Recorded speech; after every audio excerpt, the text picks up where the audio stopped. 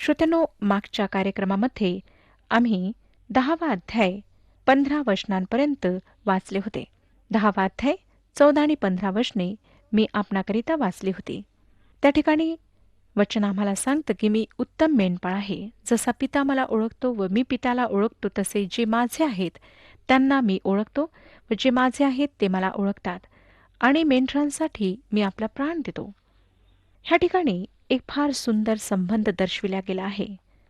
मेंढपाळ आपल्या मेंढरांना ओळखतो आणि मेंढरे त्याला ओळखतात. पॉल फिलिप्पियरास पत्र 3 अध्याय आणि 10व्या वचनामध्ये लिहितो, हे अशासाठी आहे की तो व त्याच्या पुनरुत्थानाचे सामर्थ्य व त्याच्या दुःखाची सहभागिता ह्यांची त्याच्या मरणाला अनुरूप होऊन मी ओळख करून घ्यावी. त्याची ओळख करून घ्यावी म्हणजे त्याच्यावर प्रेम करावे. ह्या संबंधात परमेश्वर मेंढपाळाविषयी काय म्हणतो हे समजण्यास एहेजकेलचे पुस्तक 34वा अध्याय आपण वाचू शकता. ह्या अध्यायात त्याचा संदेश आपण लक्षपूर्वक वाचा. लक्षात घ्या श्रोत्यांनो की ही तिसरी वेळ आहे जेव्हा येशू त्यांना म्हणतो की त्याची मेंढरे त्याला ओळखतात. येशू ख्रिस्ताला ओळखणे हे फार महत्वाचे आहे. बाकी सर्व गोष्टी दुय्यम आहेत. म्हणून ज्या अनावश्यक गोष्टी आहेत त्यांच्याविषयी बोलणे, चर्चा करणे मी बंद केले आहे. धर्म व इतर ज्या गोष्टी आहेत त्याविषयी नाहकच चर्चा करणे आपण बंद करा. कारण श्रोत्यांनो, त्यांचा तुमच्या तारणाशी काही संबंध नाही. त्याद्वारे तुमची आत्मिक उन्नती होऊ शकत नाही. म्हणून त्या गोष्टींमध्ये व्यर्थ वेळ गमावू नका. महत्वाचा मुद्दा हा आहे की प्रभू येशू ख्रिस्ताला ओळखणे. काय आपण त्याची वाणी ऐकलेली आहे? त्याची वाणी काय आपण प्रतिदिवशी ऐकता? काय आपण उत्तम मेंढपाळाला ओळखता? त्याच्यासारखा दुसरा मेंढपाळ नाही हे लक्षात घ्या. दाविदाने त्याच्या मेंढरांना सिंह व अस्वलापासून वाचविण्याकरिता स्वतःचा जीव धोक्यात घातला. दाविदाच्या पुत्राने त्याच्या मेंढरांना वाचविण्याकरिता स्वतःचा जीव दिला. 16वं वचन पुढे सांगतं, ह्या मेंढवाड्यातली नव्हेत अशी माझी दुसरी मेंढरे आहेत, तीही मला आणली पाहिजेत. ती माझी वाणी ऐकतील. मग एक कळप, एक मेंढपाळ असे होईल. दुसरी मेंढरे आहेत जी ह्या मेंढवाड्यातली नाहीत. मेंढवाडा इस्रायल राष्ट्र आहे, परंतु दुसरे सुद्धा त्याची वाणी ऐकतील आणि तेथे एक कळप व एक मेंढपाळ होईल. एक कळप ज्यात यहुदी आणि गैर यहुदी, श्रीमंत, गरीब, गुलाम, स्वतंत्र, स्त्री, पुरुष, काळे, गोरे, प्रत्येक राष्ट्राचे, प्रत्येक भाषा बोलणारे आणि प्रत्येक जातीचे लोक असतील. नंतर पुढे 17 आणि 18 वचने पहा, मी आपला प्राण परत घेण्याकरिता देतो म्हणून पिता माझ्यावर प्रीती करीतो. कोणी तो माझ्यापासून घेत नाही, तर मी होऊनच तो देतो. मला तो देण्याचा अधिकार आहे व तो परत घेण्याचाही अधिकार आहे. ही आज्ञा मला माझ्या पित्यापासून प्राप्त झाली आहे. श्रोत्यानो, तो म्हणतो की ही सर्व पित्याची इच्छा आहे. पिता त्याच्यावर प्रीती करतो कारण तो आमच्यासाठी मरण पावला. आम्हाला सुद्धा तो आमच्यासाठी मरण पावला म्हणून प्रीती करायची आहे. त्याने पापांसाठी स्वतःच्या आत्म्याला अर्पण केले. त्या 3 तासाच्या अंधारात जेव्हा तो वधस्तंभावर खिळलेल्या अवस्थेत होता, तेव्हा परमेश्वराने संपूर्ण जगाच्या पापांना त्याच्यावर लादले आणि तो तुमच्या व माझ्यासाठी नरकाच्या भयंकर अशा यातनांमधून गेला. उत्तम मेंढपाळाने स्वतःचा जीव स्वतःच्या मेंढरांसाठी दिला. तो हे स्पष्ट करतो की त्याने आपला प्राण स्व इच्छेने दिला. त्याची जेव्हा चौकशी होत होती तेव्हा तो पूर्णपणे नियंत्रणात होता. त्याने आपल्या मृत्यूची वेळ सुद्धा निश्चित केली होती. यहूद्यांनी म्हटले की सणाच्या दिवशी त्याला वधस्तंभावर मारण्यात येऊ नये, कारण दंगा होईल, लोक चिडतील. परंतु श्रोत्यांनो, आम्हाला दिसतं की त्याला सणाच्या दिवशीच वधस्तंभावर खिळण्यात आले. वधस्तंभावर मरण्याकरिता जात असताना जितका तो एखाद्या राजाप्रमाणे शोभत होता तितका तो कधीच नव्हता. जर आपण शुभवर्तमानांना काळजीपूर्वक वाचाल तर आपणाला कळेल की रोमी सत्ता त्यावेळी परीक्षेत होती. इस्रायल राष्ट्र त्यावेळी परीक्षेत होते. तुम्ही व मी परीक्षेत होतो. जरी त्याला मारण्याची गरज नव्हती तरी तो जगाच्या पापांसाठी स्वइच्छेने त्या वधस्तंभावर मेला. इब्री लोकासपत्र 12 अध्याय आणि 2 वचन सांगतं, आपण आपल्या विश्वासाचा उत्पादक व पूर्ण करणारा येशू ह्याच्याकडे पाहत असावे. जो आनंद त्याच्या पुढे होता त्याकरिता त्याने लज्जा तुच्छ मानून वधस्तंभ सहन केला आणि तो देवाच्या राजसनाच्या उजवीकडे बसला आहे. श्रोत्यानो, कोणीच प्रभू येशूचा जीव त्याच्यापासून घेऊ शकला नाही. तो म्हणाला, मला तो देण्याचा अधिकार आहे व तो परत घेण्याचाही अधिकार आहे. पुढे वाचूया योहान कृष्णवर्तमान 10 अध्याय 19 ते 21 वचने. ह्या शब्दांवरून यहुद्यात पुन्हा फूट पडली. त्यांच्यातील पुष्कळ जण म्हणाले, त्याला भूत लागले आहे व तो वेडा आहे. त्याचे तुम्ही काय ऐकता? दुसरे म्हणाले, ही वचने भूतग्रस्ताचे नव्हत. भूताला आंधळ्याचे डोळे उघडता येतात काय? पुन्हा त्याने जन्मांधाचे डोळे उघडले होते. ह्या वास्तविकतेला येथे सांगण्यात आले आहे. ते ह्या वास्तविकतेला स्पष्ट करतात की त्याने एका जन्मांधाचे डोळे उघडले. त्या ठिकाणी असलेला समुदाय म्हणाला की जे काही त्याने केले ते भूताला करता येत नाही. ह्या ठिकाणी आम्हाला दिसतं श्रोत्यानो की त्यांच्यामध्ये फूट पडली. का? कारण काही मेंढरे आहेत तर काही नाहीत. मेंढरे ऐकतील आणि बाकी जे त्याची मेंढरे नाहीत ती ऐकणार नाहीत. आज सुद्धा असेच आहे. एक तर येशू लोकांकरिता माथी फिरू वेडा, तर काहींसाठी जगाचा तारणार आहे. एकतर लोकांच्या मते त्याच्यामध्ये भूत आहे किंवा लोकांच्या मते तो परमेश्वराचा पुत्र आहे. ही अशी फूट, अशी मतामध्ये भिन्नता नेहमीच राहिलेली आहे. जेव्हा पौलाने अथेन येथे देवाचे वचन सांगितले तेव्हा काहींनी विश्वास ठेवला, परंतु काहींनी विश्वास ठेवला नाही. आज सुद्धा जेव्हा मी देवाचे वचन लोकांना सांगते तेव्हा काही लोक त्यावर विश्वास ठेवतात आणि काही त्या वचनाला नाकारतात, अविश्वास दर्शवितात. पुढे पहा 22 वचन. तेव्हा यरुशलेमेत पुन्हा स्थापनेचा सण असून हिवाळा होता.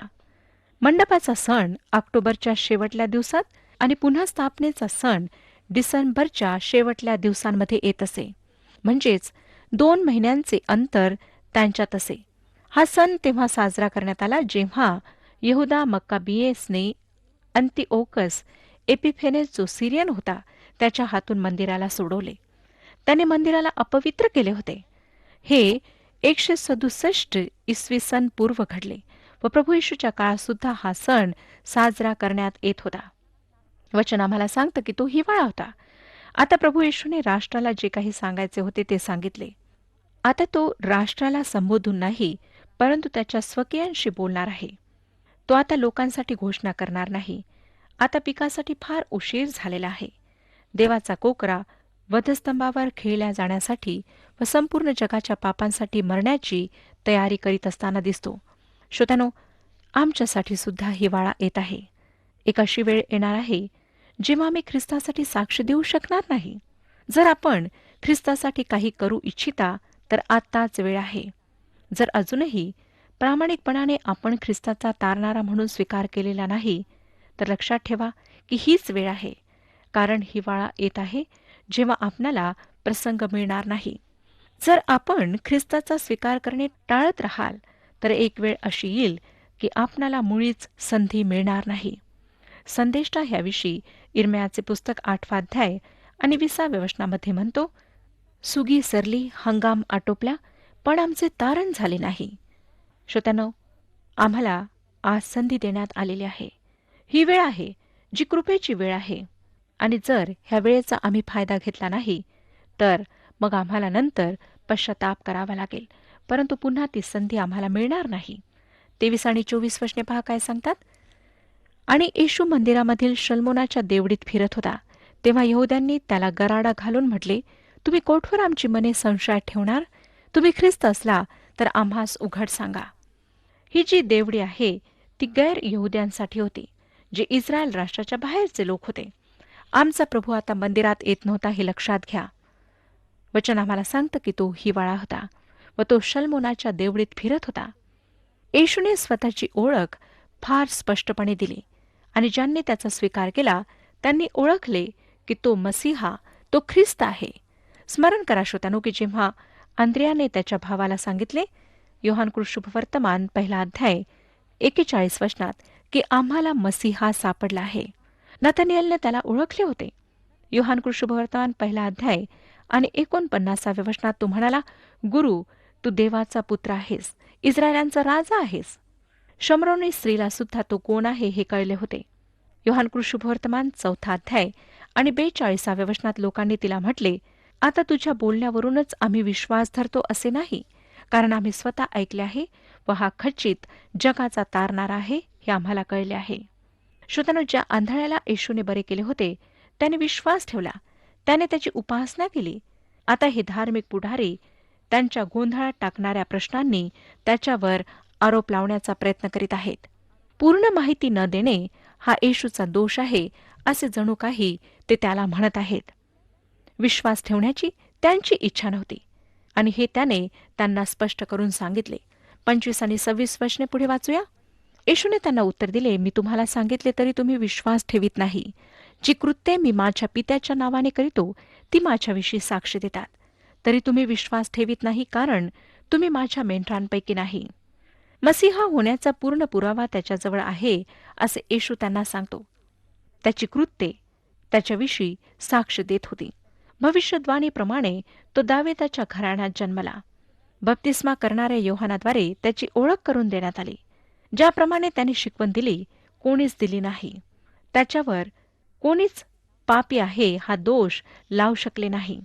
जेव्हा बप्तिस्मा देणाऱ्या योहानाने आपल्या शिष्यांना पाठवून विचारले की येशू मसीहा आहे किंवा त्यांनी दुसऱ्या कोणाची वाट पाहावी, तेव्हा येशूने त्यांना उत्तर दिले की जे काही मी करीत आहे ते सर्व बप्तिस्मा देणाऱ्या योहानाला जाऊन सांगा. त्याला माहीत होईल की येशूजवळ मसीहा होण्याचे अधिकारपत्र आहे. त्याच्या शिकवणुकीद्वारे, त्याच्या जीवनाद्वारे तो मसीहा आहे हे प्रदर्शित झाले. श्रोत्यानो, समस्या अधिकार कमी आहेत ही नव्हती, तर ती समस्या अविश्वासाने भरलेल्या अंतकरणाची होती. त्यांनी विश्वास ठेवला नाही. ह्यावरून प्रगट झाले की ती त्याची मेंढरे नव्हती. ही नकारात्मक बाजू आहे. आता पहा, पुढे तो सकारात्मक बाजू मांडत आहे. 27 ते 30 वचने वाचूया. माझी मेंढरे माझी वाणी ऐकतात, मी त्यांना ओळखतो व ती माझ्या मागे येतात. मी त्यांना सार्वकालिक जीवन देतो, त्यांचा कधीही नाश होणार नाही आणि त्यांना माझ्या हातातून कोणी हिसकून घेणार नाही. पित्याने मला जे दिले ते सर्वाहून मोठे आहे आणि पित्याच्या हातातून ते कोणी हिसकून घेऊ शकत नाही. मी आणि पिता एक आहो. श्रोत्यानो, त्याची मेंढरे त्याचा आवाज ऐकतात व त्याच्या मागे चालतात. जर आपल्याला एखादी व्यक्ती विश्वासणारी आहे, तारण झालेली आहे किंवा नाही हे माहिती करून घ्यायचे असेल तर पहा की ती व्यक्ती ख्रिस्ताच्या आज्ञा पाळते किंवा नाही. त्याची वाणी ऐकण्याकरिता आमचे कान नेहमी उघडे असायला हवेत. नीतिसूत्रे 20 अध्याय आणि 12 वचन सांगतं, ऐकणारे कान व पाहणारे डोळे हे दोन्ही परमेश्वराने केले. तो म्हणतो की मी त्यांना ओळखतो.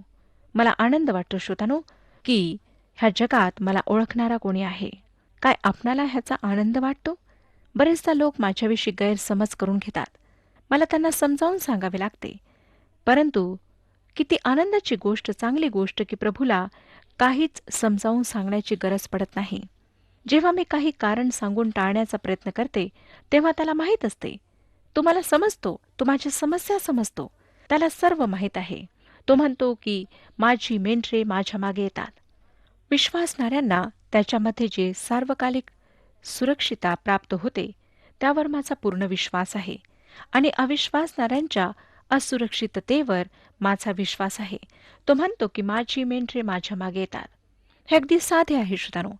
जर मेंढपाळ त्याच्या मेंढरांना बोलावतो तर 500 पैकी 100 मेंढरे त्याच्या मागे चालू लागतात. त्यावरून मला कळते की ती 100 मेंढरे त्याच मेंढपाळाची आहेत आणि दुसरी 400 त्याची नाहीत. तो म्हणतो की मी त्यांना सार्वकालिक जीवन देतो, त्यांचा कधीही नाश होणार नाही.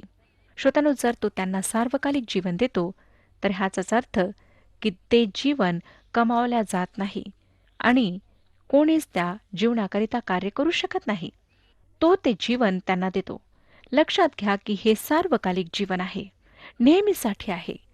जर ते काही काळासाठी असते तर ते सार्वकालिक जीवन ठरले नसते. जर ते जीवन सर्व काळ टिकत नाही तर ती त्याची मेंढरे असू शकत नाहीत. मेंढरे जरी संकटात असली तरी मेंढपाळ त्यांना वाचवतो. ते इकडे तिकडे पांगतात तरी तो त्यांना एका ठिकाणी एकत्रित करतो. तो कधीच त्यांचा नाश होऊ देत नाही. काय ते विश्वासात मागे जाऊ शकतात? होय श्रोत्यानो. काय ते नाश होऊ शकतात? नाही. मेंढरू कोठेही का जाईना, परंतु कुठलेही मेंढरू डुकरे ज्या ठिकाणी राहतात त्या ठिकाणी राहू शकत नाही.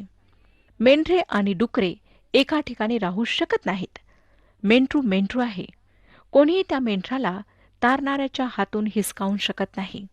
शत्रू, मानव किंवा कुठलीही निर्मित गोष्ट त्याला त्याच्या हातून हिसकावून घेऊ शकत नाही. हे एक फार विलक्षण असे आहे.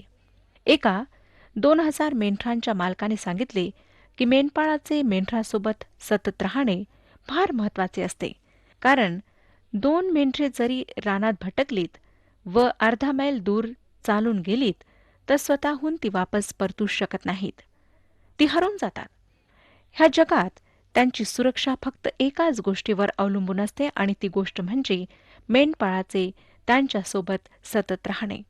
समजा एका मेंढराला कोल्ह्याने खाल्ले तर दुसरे मेंढरू भटकत राहते व ते सुद्धा एखाद्या रानटी जंगली प्राण्याची शिकार बनते. ते मेंढरू स्वतःचे रक्षण करू शकत नाही. श्रोत्यानो, मेंढरे चलाक आहेत किंवा शत्रूचा सामना करू शकतात म्हणून सुरक्षित राहत नाहीत, तर त्यांचा मेंढपाळ चांगला असतो म्हणून ते सुरक्षित राहतात. अन्यथा त्यांच्यामध्ये चलाखी किंवा ताकद मुळीच नसते. तुमचा व माझा मेंढपाळ चांगला मेंढपाळ आहे. तो कोणत्याच मेंढराला गमावित नाही. 100 मेंढरे आहेत तर 100 मेंढरे सुरक्षित राहतील. एखादे जरी चुकून भटकेल तरी तो मेंढपाळ त्याला शोधून काढण्याकरिता समर्थ आहे. नंतर तो म्हणतो की तो आणि पिता एक आहेत. तो परमेश्वर असण्याचा ह्या ठिकाणी दावा करतो. 31 ते 33 वचने पहा. तेव्हा यहूद्यांनी त्याला दगडमार कराव्यास पुन्हा दगड उचलले. येशू त्यांना म्हणाला, मी पित्याकडची पुष्कळशी चांगली कृत्ये तुम्हाला दाखविली आहेत. त्यातून कोणत्या कृत्यामुळे तुम्ही मला दगडमार करिता? यहूद्यांनी त्याला उत्तर दिले, चांगल्या कृत्यासाठी आम्ही तुम्हाला दगडमार करीत नाही, तर दुर्भाषणासाठी, कारण तुम्ही मानव असून स्वतःला देव म्हणविता. श्रोत्यानो, त्यांनी दुर्भाषणासाठी त्याला दगडमार करण्याचा प्रयत्न केला. 34 ते 38 वचने वाचूया. येशूने त्यांना म्हटले, तुम्ही देव आहात असे मी म्हणालो, हे तुमच्या शास्त्रात लिहिले नाही काय? ज्यांना देवाचे वचन प्राप्त झाले त्यांना जर त्याने देव म्हटले आणि शास्त्रलेखाचा भंग होत नाही, तर ज्याला पित्याने पवित्र कार्यास्तव नेमून जगात पाठविले त्या मला मी देवाचा पुत्र आहे असे म्हटल्यावरून तुम्ही दुर्भाषण करिता असे तुम्ही म्हणता काय? मी आपल्या पित्याची कृत्ये करीत नसल्यास माझ्यावर विश्वास ठेवू नका. परंतु जर मी ती करीतो तर माझ्यावर विश्वास न ठेवला तरी त्या कृत्यांवर विश्वास ठेवा, अशासाठी की माझ्यामध्ये पिता व पित्यामध्ये मी आहे हे तुम्ही ओळखून घ्यावे. श्रोत्यानो, ह्या ठिकाणी तो स्पष्ट करीत आहे की मी पित्यामध्ये आहे आणि जे काही मी करीत आहे ते पित्याच्या इच्छेप्रमाणे करीत आहे.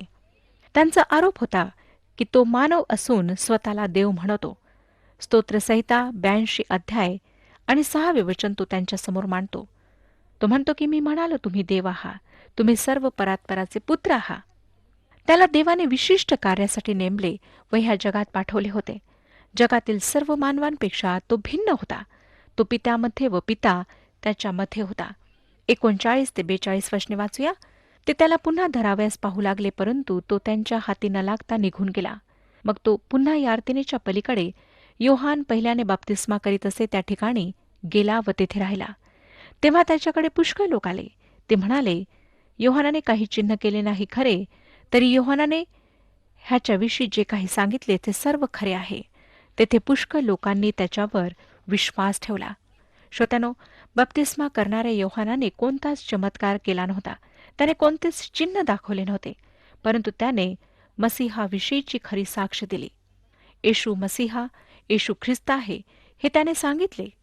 आज आपण ख्रिस्ताविषयी काय विचार ठेवता? त्याच्याविषयी आपले काय मत आहे? जर श्रोत्यानो आपण त्याचे मेंढरू आहात तर आपण त्याची वाणी अवश्य ऐकाल, आणि जर नाही तर आपण त्याचे कदापि ऐकणार नाही. आज परमेश्वराची इच्छा आहे की आपण त्याच्या कळपातले एक मेंढरू व्हावे. आपण भटकू नये, परंतु आपण त्याच्या कळपामध्ये सुरक्षित राहावे. श्रोत्यानो, हा जो उत्तम मेंढपाळ आहे तो आज तुमची वाट पाहत आहे. त्याची इच्छा आहे की आपण त्याच्यावर विश्वास ठेवून त्याच्या कळपामध्ये सामील व्हावे. तो तुम्हाला कधीच भटकू देणार नाही. तो तुमचा नाश होऊ देणार नाही. श्रोत्यानो, प्रभू येशू ख्रिस्त उत्तम मेंढपाळ आहे आणि तो तुम्हाला सार्वकालिक जीवन देण्याकरिता ह्या जगात आला. जर आज आपण त्याच्यावर विश्वास ठेवाल तर आपण त्याच्या कळपामध्ये सामील होऊन सुरक्षित राहू शकता. श्रोत्यानो, त्याची इच्छा आहे की आपणापैकी एकानेही नाश होऊ नये, परंतु आपणापैकी प्रत्येकाला सार्वकालिक जीवन प्राप्त व्हावे. ही कृपेची वेळ आहे. आपणाजवळ संधी आहे की आपण पापांपासून पश्चाताप करावा, त्या पापांची कबुली देऊन ख्रिस्ताला तारणारा म्हणून स्वीकारावे. परमेश्वर आपणा सर्वांस आशीर्वाद देव आणि ह्या विषयात आपले मार्गदर्शन करो.